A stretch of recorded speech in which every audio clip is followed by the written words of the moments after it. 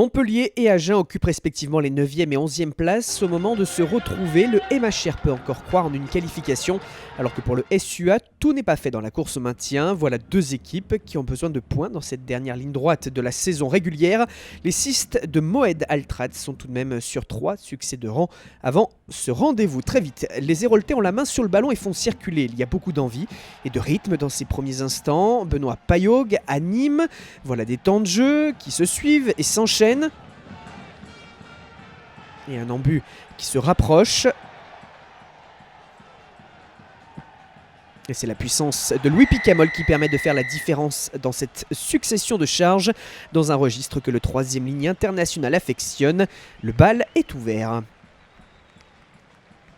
Montpellier prend les commandes et insiste dans ce même registre, cette même philosophie de jeu, de la patience, de l'œuvre à la construction, mais aussi des différences individuelles avec cette percée d'Ivan Reillac, la prise d'information en levant la tête et le coup de pied à suivre dans la course de Timo Sinagusa.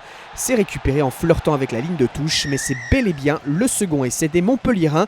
Voilà un premier break. Ce même Nagusa est copé d'un jaune à la 21e minute pour un en avant volontaire et même à 14 contre 15. Le MHR garde cette envie d'attaquer derrière cette brèche ouverte, encore par Ivan Reillac, puis par Benoît Payaug. Le jeu après contact vers Kélian Galetier, du jeu debout également. Petit côté cette fois. On reprend ce travail de construction et de patience. Des avants qui sont à l'ouvrage. Et Louis Picamol pour se détacher et signer le doublé en parcourant les derniers mètres. Il porte son total d'essais à 7 depuis le début de saison et Montpellier de Vern Cotter mène donc sur le score de 21-0. C'est d'ailleurs le score à la mi-temps. Agen est privé de ballon, de munitions et n'arrive pas à exister sur le plan offensif. Une réaction intervient avec la pénalité de Léo Berdeux à la 43e minute, mais encore un MHR qui tient le ballon, dicte son tempo. Des passes assurées sur les 22 mètres. Payaug ne laisse pas respirer la défense. Et Ivan Reillac est encore là pour percer. Sur les deux précédentes situations, il n'était pas à la conclusion. C'est le cas cette fois-ci. Montpellier est en train de confirmer un point de bonus offensif avec ce 4e essai. À moins que la pénale touche avec Marc Bartomeuf, lancé pour des Agenais qui maîtrisent au sein de l'alignement et qui insistent dans ce petit espace du jeu direct.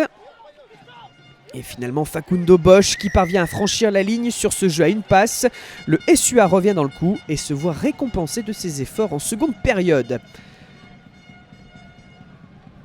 La touche est un secteur où les Lot-et-Garonnais dominent et ce lancer de Bartomeuf est encore bien volleyé par l'alignement vers Hugo Verdu qui donne à Jake McIntyre la passe à hauteur vers Julien Hérito qui franchit nouvel essai à Genève sur une supériorité numérique après le jaune contre Paul Villemc pour un plaquage à retardement et un bonus offensif qui s'envole pour l'instant du côté des Héroltais. C'était sans compter sur leur réaction dans le final après une mauvaise relance à Genèse.